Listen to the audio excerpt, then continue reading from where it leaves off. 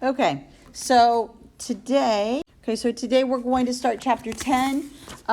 There's a lot of vocabulary in this section.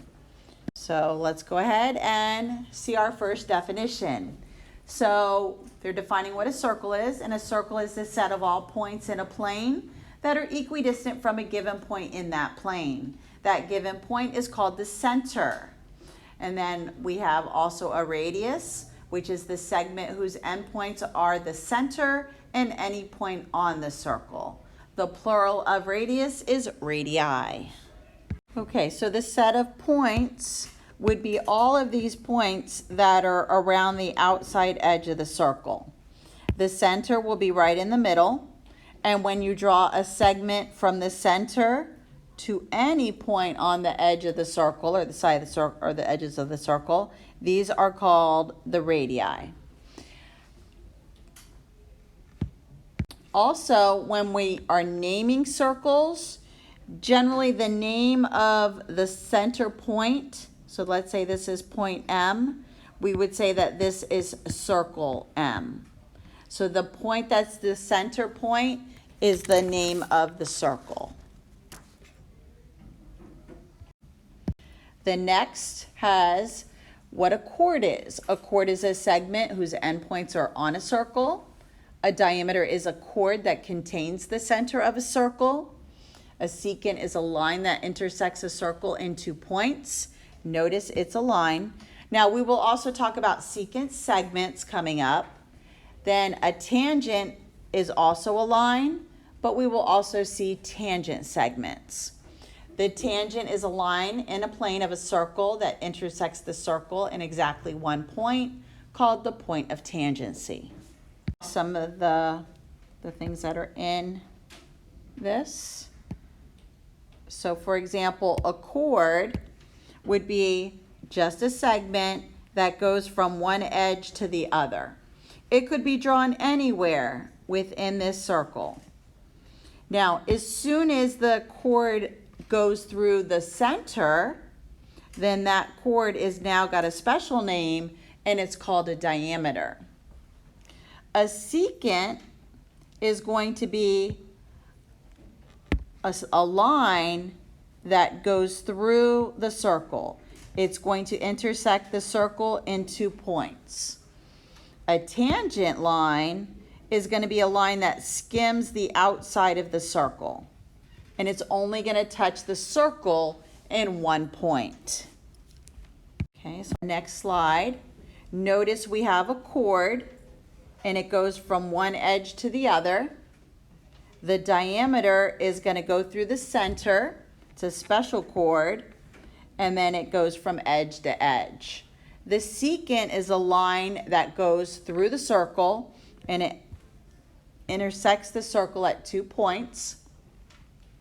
And last we talked about was a tangent, and it's going to skim the outside of the circle, and it's going to intersect the circle at 1 point, and that 1 point is called the point of tangency. On the next slide, we're going to apply all of these definitions. So go ahead and start filling them in. I'll give you a couple minutes to start answering the questions for example 1. So figure out what each one of these are called, whether it's a radius, a chord, a secant, a diameter. Now we do also have a tangent segment for when we get to this part, ML. Notice the picture on top of the capital letters M and L. For E, it's a segment, and for F, it's a line. So that'll differentiate the answers. All right, so let's try filling these in. So notice OM here. This is called a radius. MN goes from edge to edge. It's got a picture of a segment on top, so this is a chord. However, when it's got a picture of an arrow on top, then it's a secant.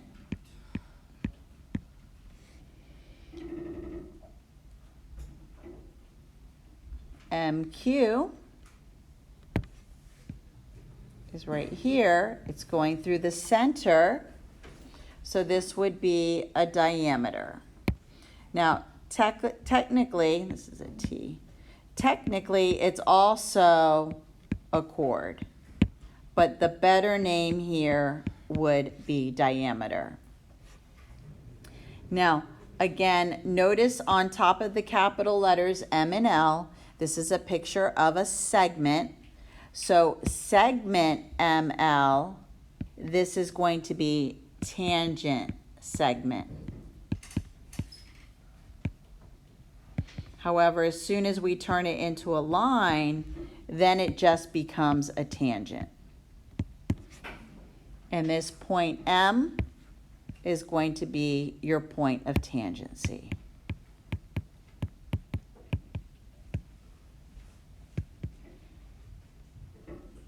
I know we didn't have any examples here, but there are also secant segments, just like there's tangent segments. Vocab, more descriptions here. So we have a common internal versus a common external tangent line. So what we're going to do here is we're going to follow the directions that are listed.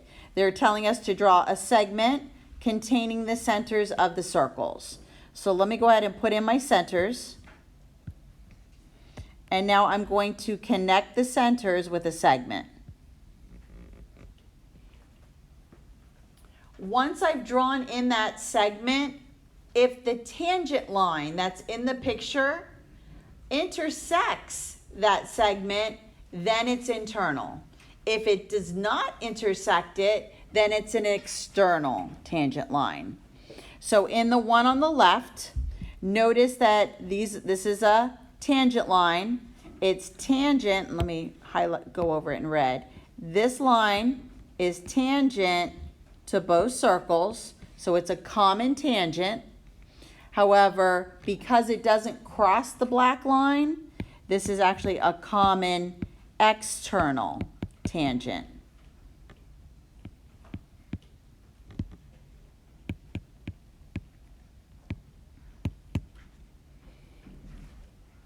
For this figure, this is my tangent line.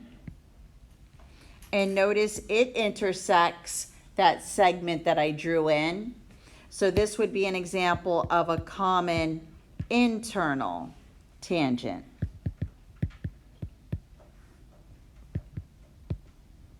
It's intersecting the line connecting the circles. Next, we have congruent circles and concentric circles. So congruent circles are two circles that have congruent radii. So we could either see them as just two circles, and then they're labeled with the same radius length. So let's say this has a radius of 2, then this would also have the same thing labeled. It could be two circles like it's a three-dimensional, and maybe one circle is drawn this way, and then maybe the other one cuts through it. As long as they have the same radius length, then they're congruent circles. Concentric circles are circles that lie in the same plane and have the same center. So an example of this could be like a bullseye. So if I took one circle and it has a center, then if I put another circle around it and another around it, these are concentric circles. They all have the same center, but it's a circle within a circle. So this is also an example of a concentric circle. It's just two of them, but you can have as many as you want. Next, we have coplanar circles that are tangent to the same line at the same point. So over here, I've got two circles that almost look like a sideways snowman, but the line of tangency is squeezing in between the two circles. However, they're all meeting at this same point. And then over here, these two circles aren't concentric. However, it's a circle within a circle, but they're both sharing the same tangent line. Now I know that that line doesn't look like it's touching, but it is a tangent line and it should be touching both circles at that same one point of tangency. First theorem for chapter 10, 10.1. Again, the number's not important. So this states in a plane, a line is tangent to a circle if and only if, so a biconditional here, if and only if the line is perpendicular to a radius of the circle at the point of tangency. So notice AB is the radius. The tangent is out here. So at this point of tangency, point B, these lines are perpendicular, forming a right angle there. This is going to be leading us into forming right triangles, and we're going to be using our special right triangles and Pythagorean theorem to find maybe the length of a radius or the length of part of the tangent, things like that. Another theorem, again, the number is not important. This one states that tangent segments from a common external point are congruent. So both AB and BC are tangent segments. They're both meeting at point B, making segment AB congruent to BC. And some refer to this as like the snow cone theorem or the ice cream cone theorem, because it sort of looks like a snow cone or an ice cream cone. Take a look at example 2. So I'm going to first do using the given information in part A, and then I'm going to change the picture and solve it using the information in part B. So let's do part A first. So the length of OR is 6. The length of OT is 8. I just learned a theorem that stated that when you have a radius and it intersects the tangent, at the point of tangency, these are perpendicular lines. This was 10.1. So this is a right angle. So now, if you realize, if I pull this off, I've got a right triangle. I need to find the length of RT. What do you think I can use? Pythagorean theorem. Anybody recognize this as a triple? What's the missing side going to be? 10. Good. Now, if you're not good at recognizing triples, we're going to do Pythagorean theorem. 6 squared plus 8 squared. This RT is actually our hypotenuse, so it'll be our C squared. So then I'm going to do 36 plus 64.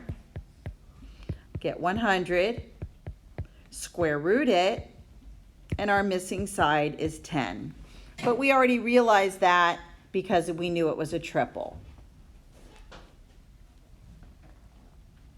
Now I'm going to change the information for part B.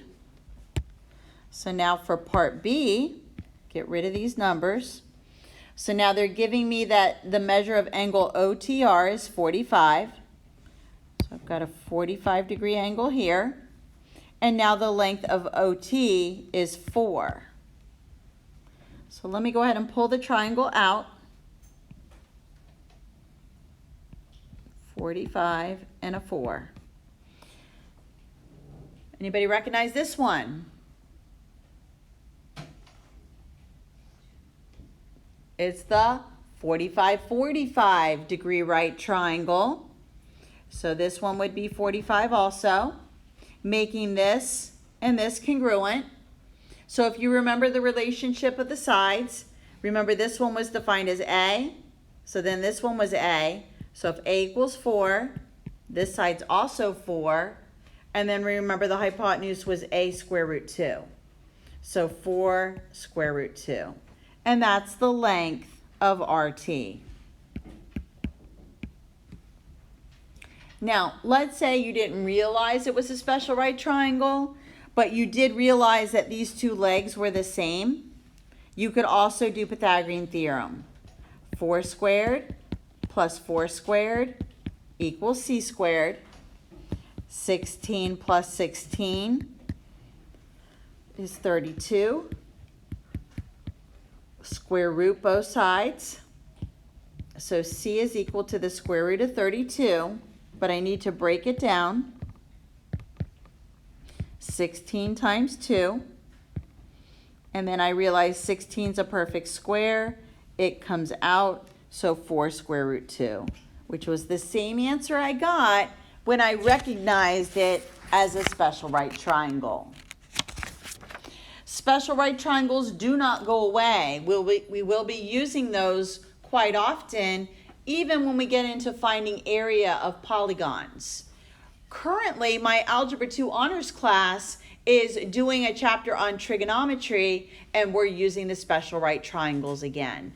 They are converting all of their different trig functions into either the 30, 60, 90 or the 45, 45, 90. So it's going to keep coming back to us. So it's a good habit to get into if you can recognize these special right triangles. Next, we have more examples. So let's see if we can figure out a tangent line to circle P, but not to circle O. So which tangent line is only for P?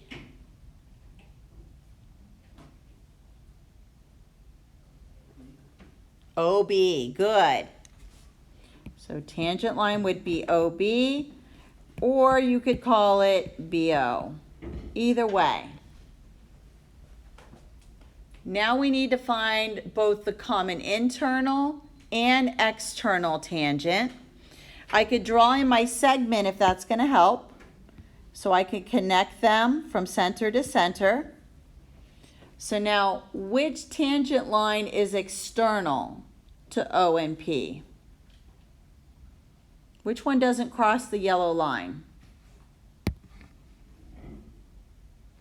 And you can see that CD is the common external tangent. The common internal tangent would be this line AE.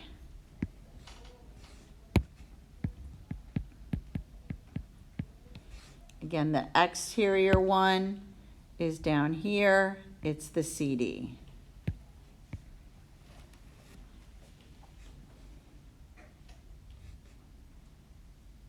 Last slide. So it says circle M and N are tangent at point P, and S and R, or PR and SR are tangents. It says circle N has a diameter of 16. So let me draw in that diameter. So I could draw it through here. Oops, I missed. So this is a length of 16. And then it says that PQ is 3. And RQ is 12. So the first thing it wants me to find is the length of PM. And PM is the radius of this little circle. Now, if I were to draw a radius of the bigger circle, I could take half of 16, and that would become the diameter for the smaller circle. So if this smaller circle has a diameter of 8, then I know that the radius from P to M is 4. To find MQ, let's see if I can erase some of this.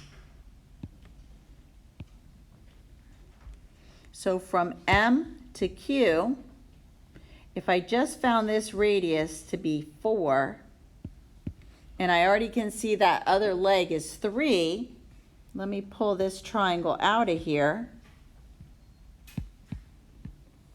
How can I find MQ? Everybody recognize it? It's that triple again, because we learned the theorem that said the radius and the line of tangency form perpendicular lines. So this would be 5. Okay, so MQ is 5. It's actually a triple. Or we can do Pythagorean theorem. To find the length of PR, all I have to do is add 3 plus 12, and I get 15. I also learned a theorem to find the length of SR, that when we have two tangent segments and that they meet at a common external point, these two segments would be congruent. So SR is also 15. Then to find NS, notice this is a radius. So this would be 8. And now to find NR, notice this is a right angle here. So to find NR, I now have another right triangle. So if this is 8 and this is 15, to find NR, I could do Pythagorean theorem, or for those of you who memorize the triples, this is actually a common triple. It's the 8, 15, 17 triangle. However, if you didn't memorize that, you would be doing 8 squared plus 15 squared. And again, what we were looking for was the hypotenuse. So 64 plus 225, 289, square root it, and your C, which is NR, is 17. So that is it for section 1. Again, this chapter is going to be filled with lots of theorems and vocabulary for the circles. So your homework is 10-1. It's due on Monday. Then on Monday, after we do the warm-up and go over homework, we're going to cover section 2. And then Tuesday, we'll reinforce all of this information and practice it. And then Wednesday, Thursday, and Friday are Maverick games. Homework is 10-1. You can go ahead and get started on it. You have about 10 minutes. And then if you get stuck on anything, you can ask me.